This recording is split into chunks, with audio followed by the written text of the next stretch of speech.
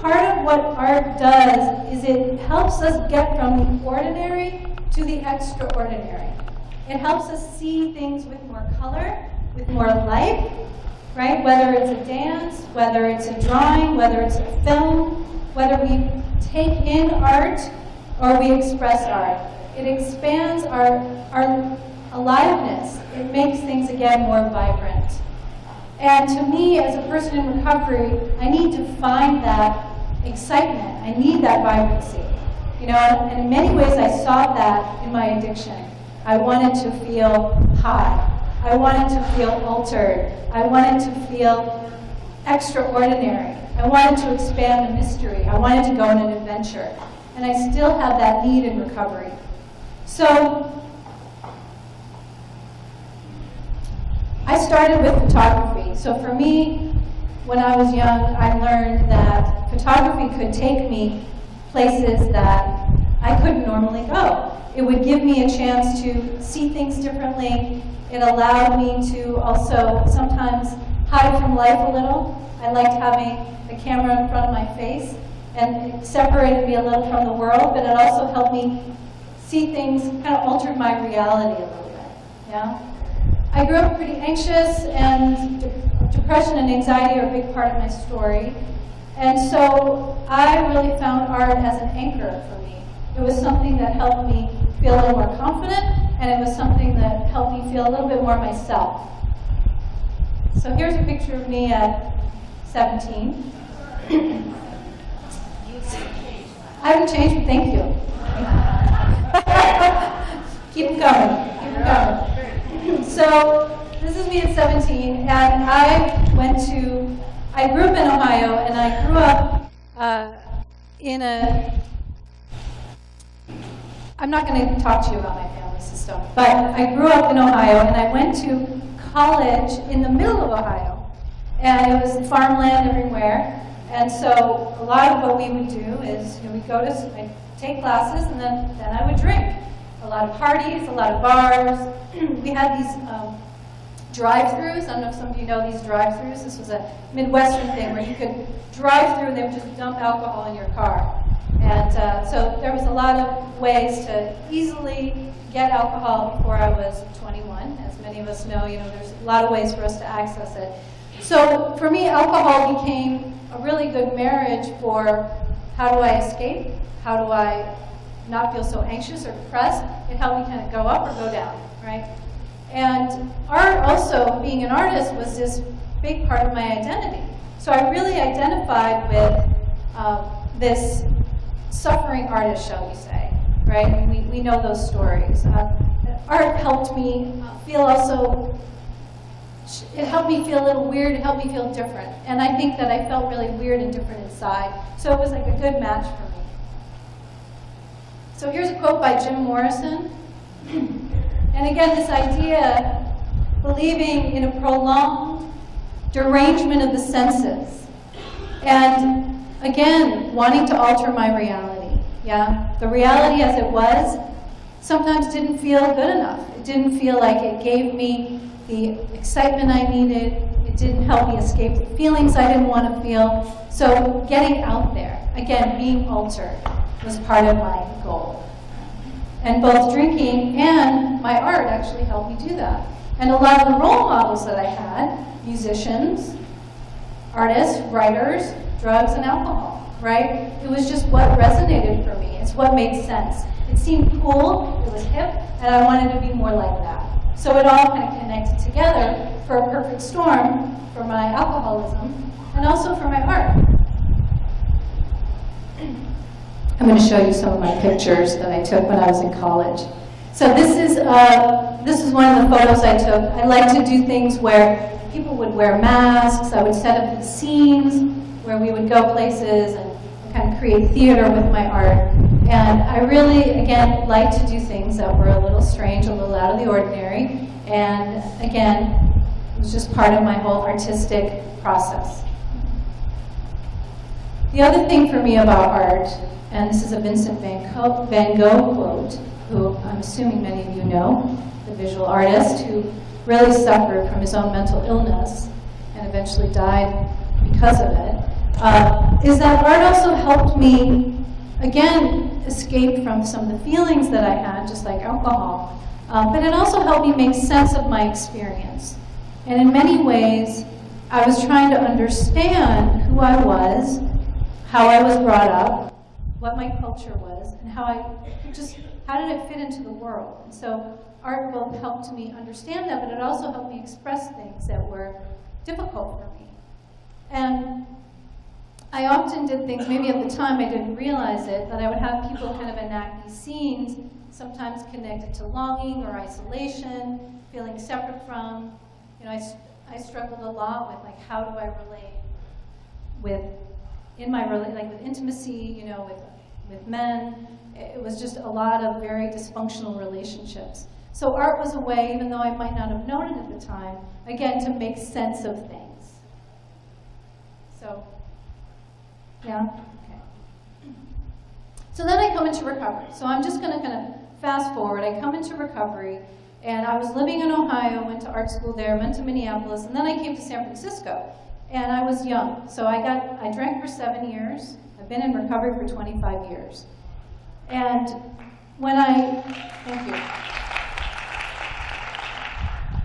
So when I came to San Francisco in my early 20s, and I had already been drinking for about 6 years, and really struggling in many ways, right? All the kind of things that we do. You know, I got fired from jobs, my relationships were a mess, I never had any money, I was anxious and depressed a lot of the time, I had traumatic experiences, you know, a lot of things that pushed me pretty quickly to my bottom. And so when I came into recovery, and for me, I did it through the 12 steps, but also through therapy. So when I was safe, I found a community. I found things that could anchor me. I found a different way to live life. But the problem for me was I didn't know how to still be an artist. And again, I had other role models, right? I had people that I hung out with that were in the art scene. I would go to art exhibits and I would drink. I was the art curator, so I hung art up in a bar that I helped open in the Mission District of San Francisco. So I volunteered in an art gallery. I did all these creative things, and I was connecting with poets and artists and painters and different people, and they were all drinking and using still. So I come into recovery, and I have to let my art go. It was basically how it felt. I could not be creative anymore because it was going to bring me back to those places where I would connect with people who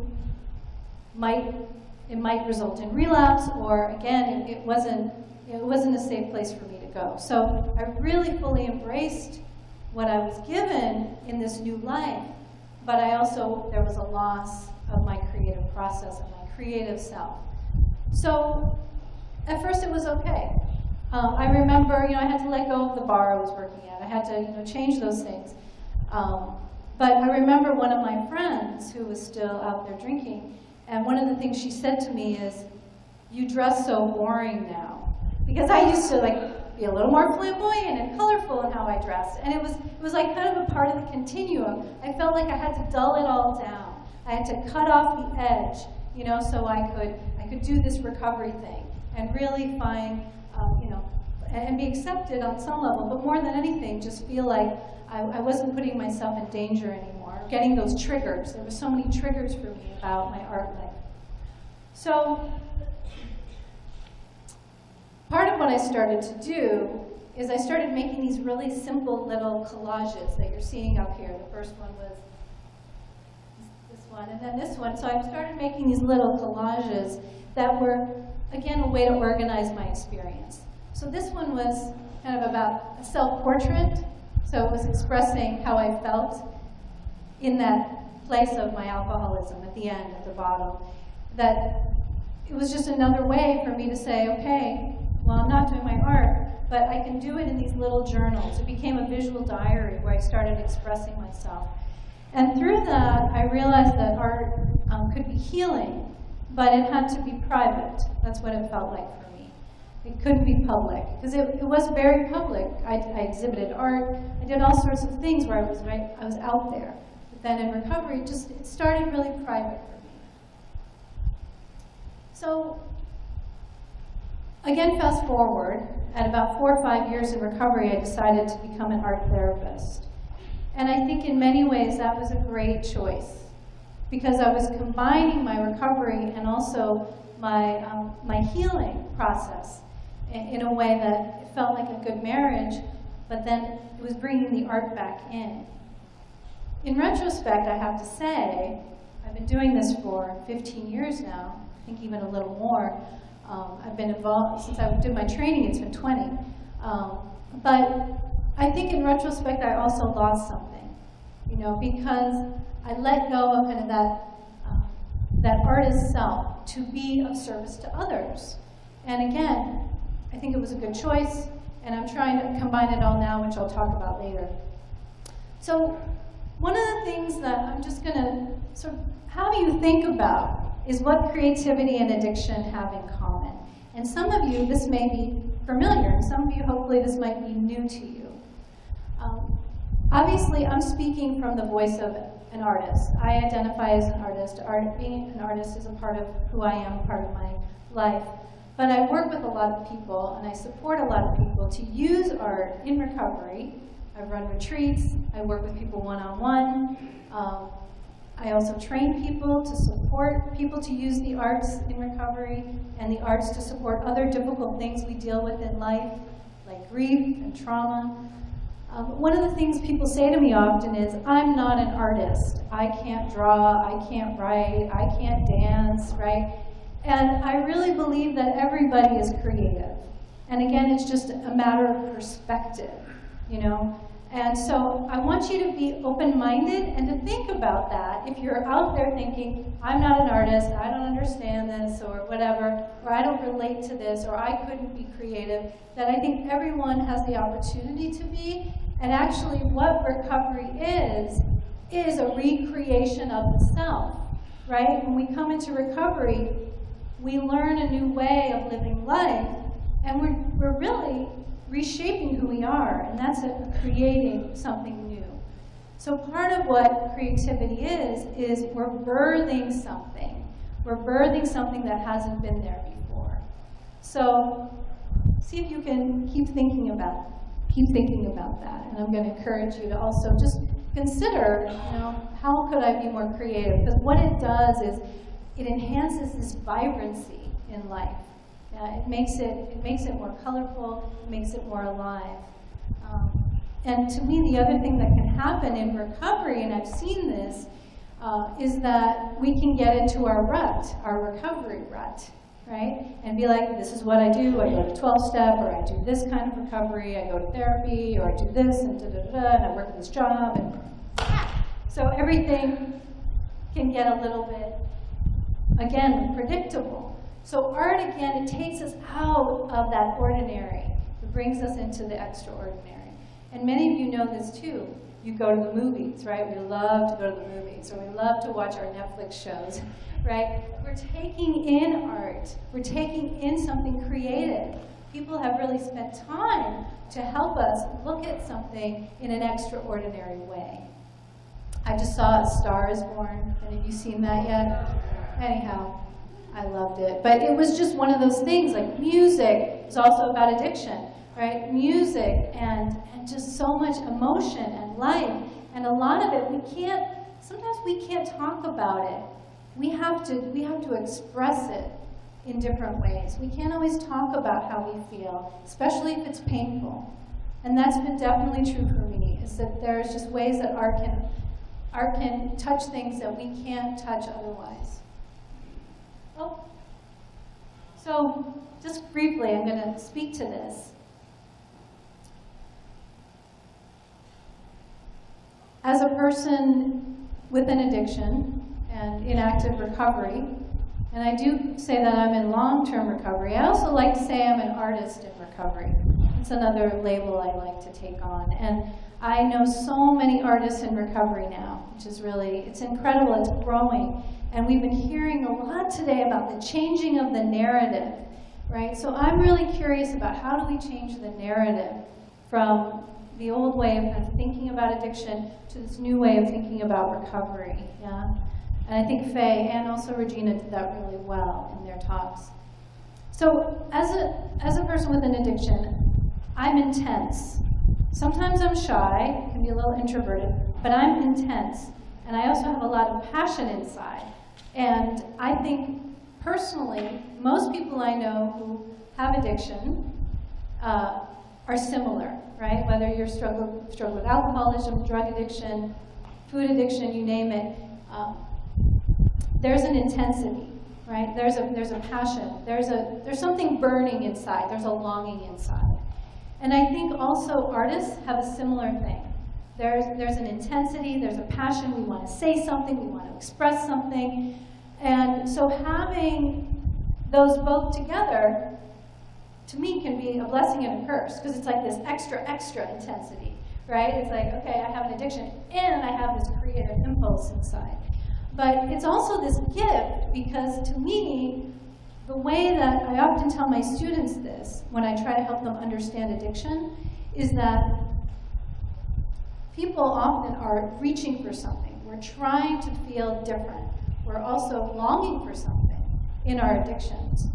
And that what happens is we're reaching for that high, or we're going to the heavens, or we're trying to I want to get there, or I'm looking for spiritual information, right? And with creativity, it actually is similar.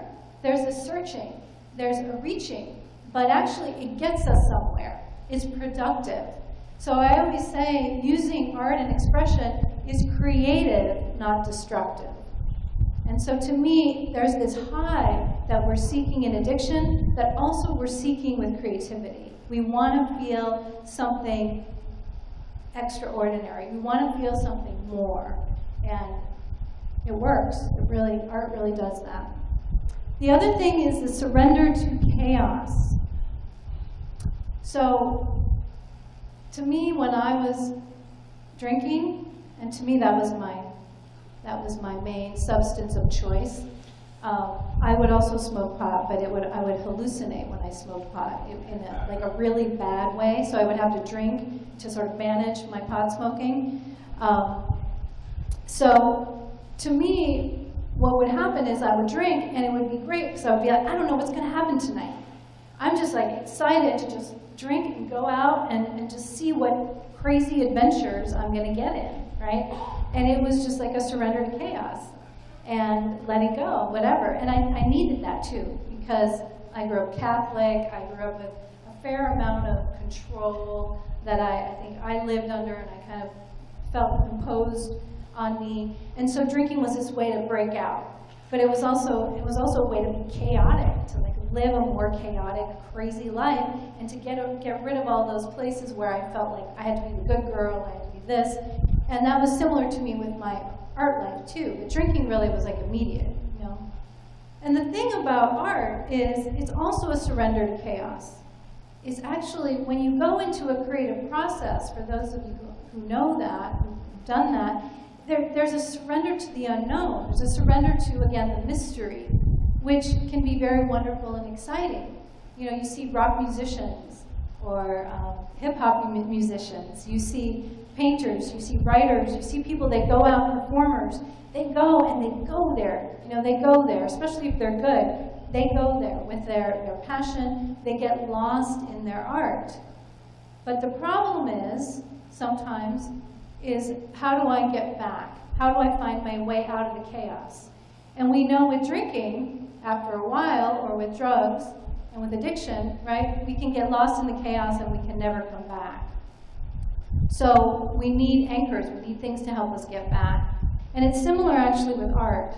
And I think a lot of artists, as we know, who suffer, we know a lot of the celebrity artists who get caught in addictive cycles, who end up ODing, right, or committing suicide. You know, they often, there's a lot of reasons that can happen, but sometimes it's tricky. Like, how do I do my art and get lost, but also find a way to be safe and come back and connect with my recovery? And I think that was my fear, is I didn't know how to do both. I wasn't sure if I could get lost in my creative process and do all those edgy things that happen when I do my art, and kind of connecting with things that are a little, again, chaotic, and also be safe in my recovery. So it actually has taken me a long time to figure that out. And I didn't have any role models. So that's really important to me, is I really want to support people to say, there's so many role models now. There's so many ways we can do this. So the other thing is being sensitive. So I'm not going to say more about that. But I do believe some people like to poo-poo that. No, I'm not being sensitive. I'm like, we're sensitive. We're sensitive people. I think people with addictions are sensitive people. It's a gift. We feel things more. I really do. I think we feel things more, and we want to shut some things down and shut some things off. Same thing with art. I think to be an artist and to express yourself, you have to be a little more sensitive. You also have to be a little vulnerable. You have to be willing to make a fool out of yourself. A lot of people, we look at these artists, musicians and performers and the things they do that are incredible and inspire us, but they're willing to go out there and be foolish and be kind of weird and wacky, and take those risks. So I'm going to just have us think again about, these are the questions that people to me ask about creativity and addiction. And so for the last 3 years, I've been working on a documentary film called Creative High that Mary mentioned. And it is about artists in recovery and creativity and addiction, and also the natural high of art making. So I've basically been on a research project for 3 years while also trying to keep my life going, which is like see my clients, teach, not be completely broke while I'm trying to make this film at the same time. And I've been talking to artists. I've been talking to artists who are in recovery, or some of them who are still kind of in their addictions but trying to get into recovery, from many different perspectives, from performers to musicians to visual artists to dancers. And I've been asking them and interviewing them about their art and their process. And so these are some of the questions that I kind of started with, that were in my mind. But I realized as a culture, I'm tired of these questions. I'm personally tired of them, but I'm tired of hearing these questions. And here we go. So, do drugs and alcohol increase creativity? Yeah? And I work with clients, I work with people that are still sometimes in their addictions and that are really talented artists. And they keep saying this to me, but I need to get high to perform. I need to get high to do my visual art. If I don't have that, I don't know how I'm going to create, right? And I think that that was my concern. And I also think that we still hear that. That's still the narrative. And I think it's problematic. So I'm tired of this question. And I want to say no, it doesn't, but we know it can. It can, and sometimes it does. But the thing is, if you have an addiction or mental health issue, this is not a good option. So, yeah, Billie Holiday. Talk about someone who really suffered in many ways, because of her addiction, and it just tore her career and her music and her voice apart. We have so many stories like this, there's so much tragedy. And we all know this. We wouldn't be here if we didn't know that this is part of the story of addiction. Will I lose my creative edge? I hear this all the time. I'm not going to be cool, right? I'm not going to be cool. I need that cigarette. I need to go and get high. I need to, whatever. I'm not going to be cool if I get into recovery, And again, I think what's happening now is there really is an incredible movement out there. Faye talked about this at the beginning, at our opening today. There's so many incredible things that are happening.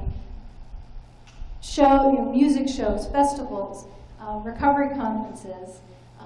And they're really showing us that there's a lot of really amazing role models, and people are showing us it is cool to be in recovery. But again, we got to keep changing that narrative.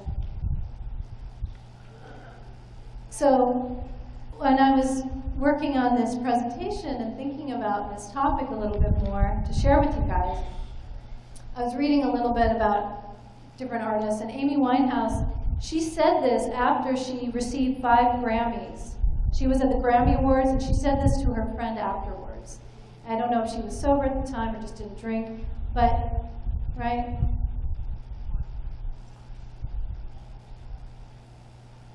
So this is another question, right, as we ask. Why do so many artists die because of drugs and alcohol, you know?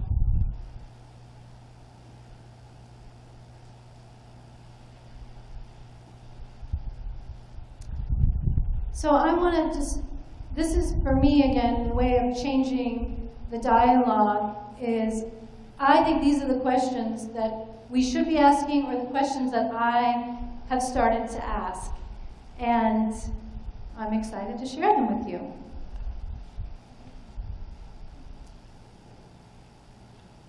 So the first one is, how can artistic expression support my recovery? So part of it for me, again, is it's been a process over time. And I've had to learn a lot of tools over time about how to do that, you know? And I'm just going to show you some pictures of people that I've worked with. This is someone actually who's in my documentary, but she was a student of mine. She's a dancer and does interdisciplinary art, so she does lots of different art expression. So one of the things that I support people to do is use their art to really look at things more clearly. And for her, she was in the middle of her addiction at the time. She was really struggling to try to find her recovery.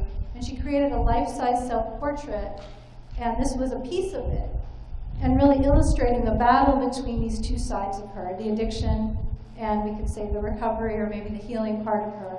And so a lot of what we see is in art therapy, or just using art as a path to recovery, is that people can start sharing and learning like what's happening for them and have a little distance. So if you put it into a painting, if you put it into a dance, if you make a performance out of it, if you write a poem, you can see something that you might not actually be able to see if it's just all inside. And so it makes it visible. So that's the gift of art to me, is it makes our stories visible, it makes our emotions visible, it makes our struggles visible. This is a dance that, again, this is a woman in recovery. She has, I believe, 15 years now. And she also, I was working with her, and she did a performance and a dance. And she was battling in recovery with her inner critic. And so she did a dance for her inner critic. And this is a moment of a very intense moment in that dance. So it's also, again, this idea, like, how do I express something that I feel, but the words are not enough? So maybe I need to find another way to do it. I'm not saying that for all of you to go and dance your inner critic, but there's this way that the body also can inform us, and it can help us push something out, and again, see it, feel it more. Yeah?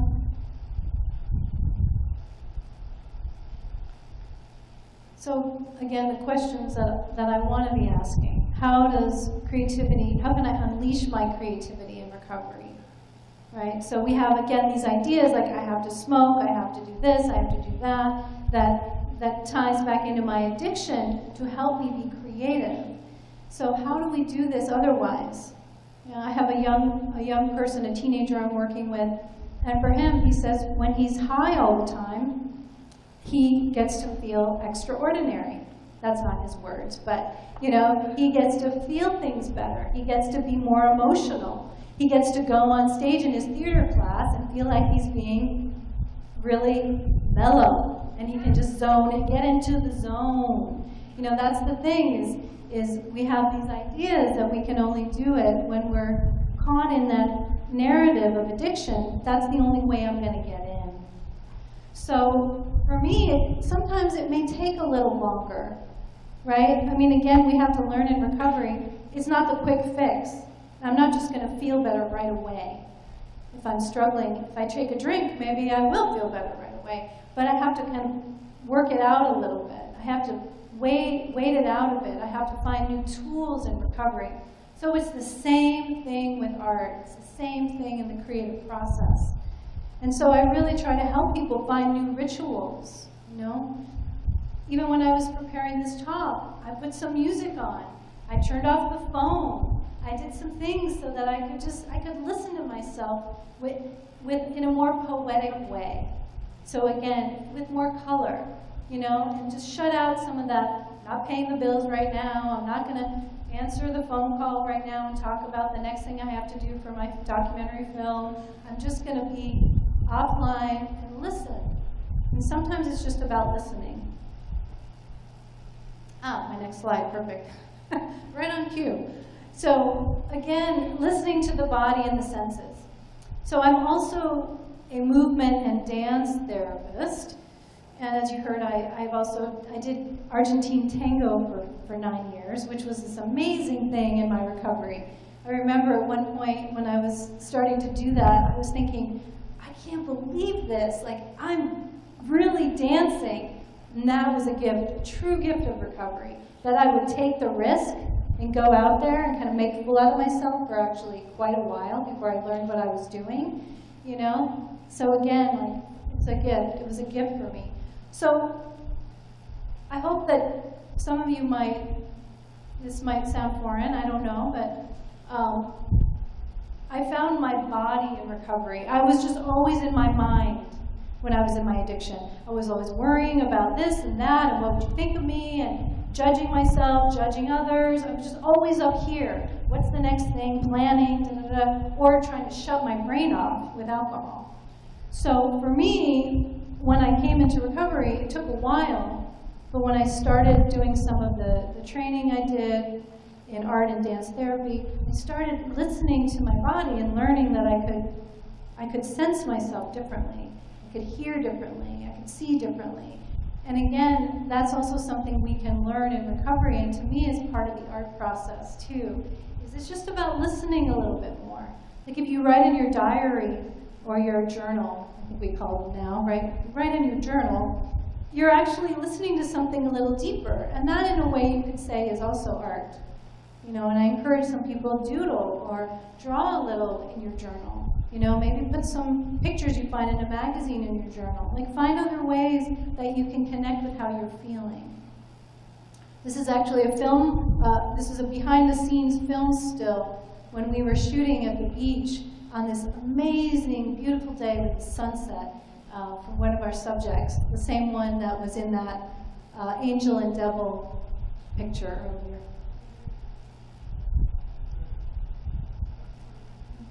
Spiritual experience. Again, to me, art is a spiritual experience. I find creativity, it taps into something beyond me. It's beyond me. It's, again, a way to reach that high, as I call it, to be altered. It really does work. I've seen it again and again. The way that I can feel when I'm being creative or I'm being in a community of people that are being creative. I mean, think about Burning Man. You guys know Burning Man or been to Burning Man? I mean, just think about the amount of people that go to Burning Man because they want to be in an art and creative place with others, I mean, it really does create a different way of feeling and sensing ourselves. So this is my last question. Again, what are the role models, right? So how do we look and find those role models in recovery and see the people who are thriving as artists, who are really showing us how they can make art and be amazing and inspirational, right? And powerful and edgy and weird and all that stuff that sometimes we want as artists or we want out of artists. We want art to break boundaries. Art helps us see things differently. Yeah? It changes our perspective. So we really need those role models, and that's something that I'm on a mission to kind of increase that so people can see that there's a lot to work with and a lot of people to show us the way. And this is one of my role models, David Bowie, who really continued in his life, his creative life. He continued to reinvent himself as he came into his recovery, as he let go of drugs and alcohol, and just really shone the light on what can happen as a recovering person. And I love this quote by him because to me, it says, like, I don't have to let my edge go. I don't have to not be tapping into something mysterious or maybe a little bit out there, right? Again, I want that high. I need to connect with the ghosts, but I don't want to connect with the demons. And that's what that's what I want art to do for me.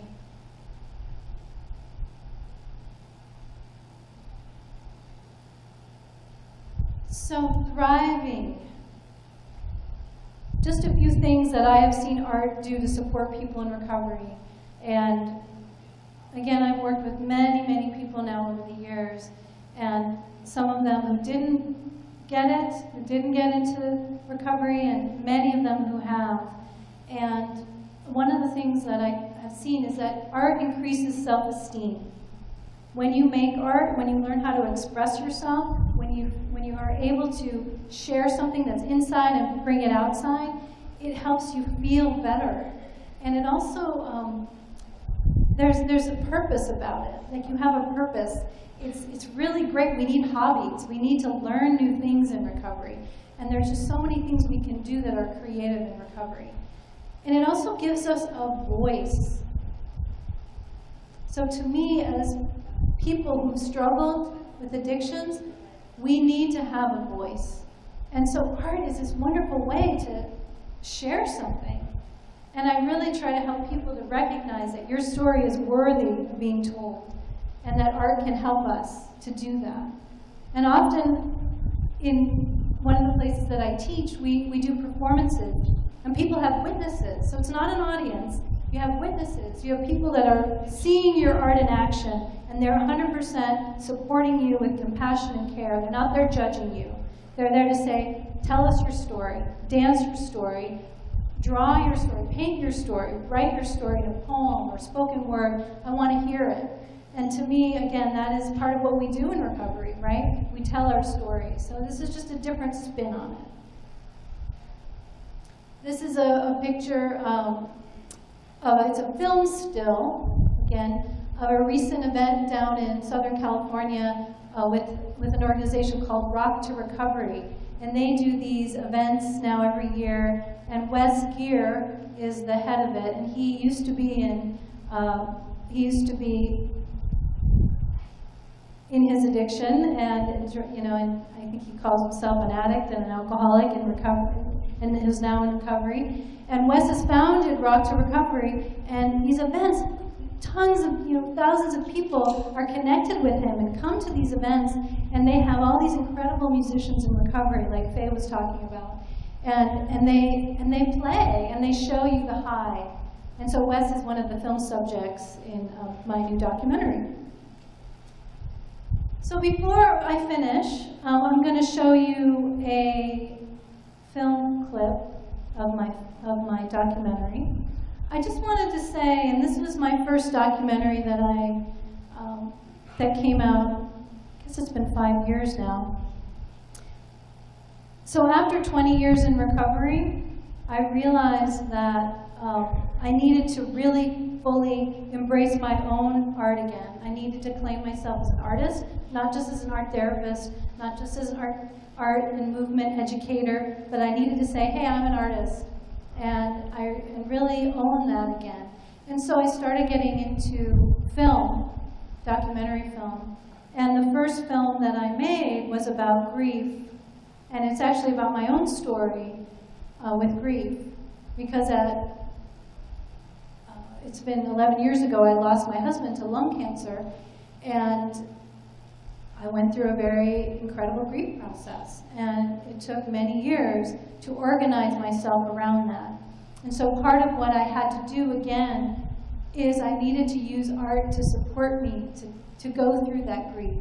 So I created a performance where I actually shared about my grief through dance, through poetry. I had a team of people help me, and then out of that I made a film.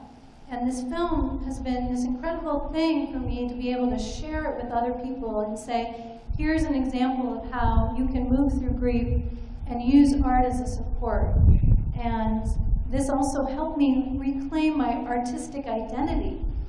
And I have to say, after 20 years, even though I've been doing art the whole time in different ways, it's been really edgy for me, because I've had to take more risks. I've had to get a little bit more chaotic. I've been a little more broke. actually a lot more broke since I've been committing to film again.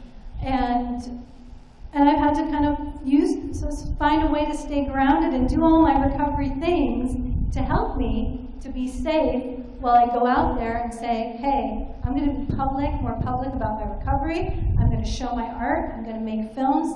Screw it, it's time. I don't want to hold back. I just want to be myself. Yeah. So that's what I've been doing, and it's been pretty amazing. And I've been getting a lot back because of that, taking that risk. So When the Fall Comes, that's my first film, and you can watch it if you want on demand. So, and I have postcards over there I can share with you or talk to you more about that. So, and we know grief is a big part of recovery too, right? Whether you've lost a loved one or you're just grieving the old life. So I'm going to show you a little clip of the Creative High. And before I do that, because that's how I'll end, I'm just going to give you just a little bit of a sense of what's happening with the film. We're in post-production, which means that we are editing the film right now, and hopefully it'll be out next year. But part of the challenge is we keep running out of money, we have to raise more money, and as many of you probably know, filmmaking, documentary filmmaking, being a woman filmmaker, being a person who's trying to make money and bring in funds for addiction. Those are all kind of a combination that make it pretty difficult, but we're doing it one step at a time. And so hopefully next year the film will be released, and I would love to have you all see it. So this documentary has been just a labor of love, and I have a great team supporting me. And I'd love to talk to you about that afterwards too. We have postcards, you can get on our mailing list to keep updated about the film as we go along. If you want to learn more about my work and what I do one-on-one, I actually work with people around the world now. I do Skype sessions with people because I have this specialty of working with addiction and working with grief and with trauma and through the arts. So people find me, which is great. And yeah, so this clip, I just want you to know it's not a trailer. It's not the trailer. It's just some of our subjects, and just giving you a sense of what we're doing. It's a little some clips of footage that hopefully will inspire you. Okay, hit it.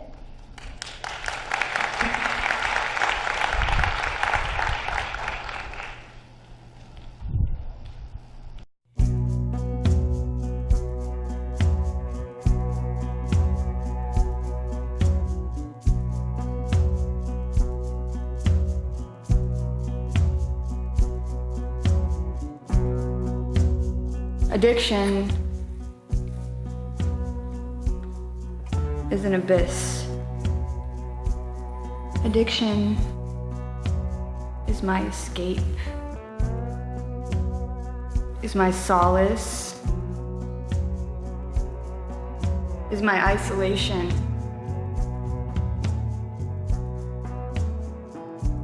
Away from everyone, including myself.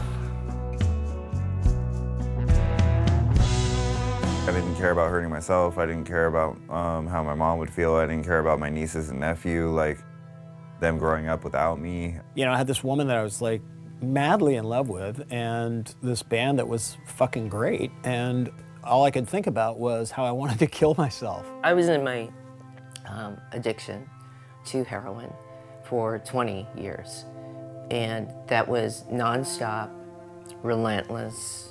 I would drink until I ran out of money. I would drink until I ran out of your money. The art didn't stop, but it started to fuse with my drug and alcohol intake. So at some point, I crossed a line where I didn't think that I could create without it. I was still performing when I was doing heroin. But when I started doing crack, no.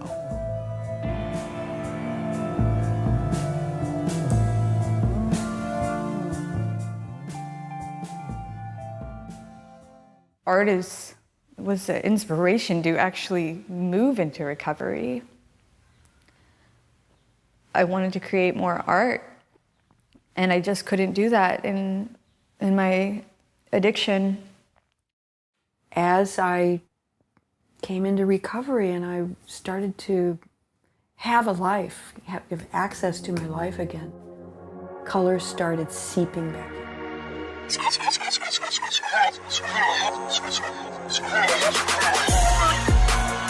You gotta wanna change, go through a lot of pain. There's a lot to gain, but no one's gonna go get it for you. So music, like, it kind of brought a lot of my life back. That's basically like the role it's played in my life. It's given me something to really like believe in.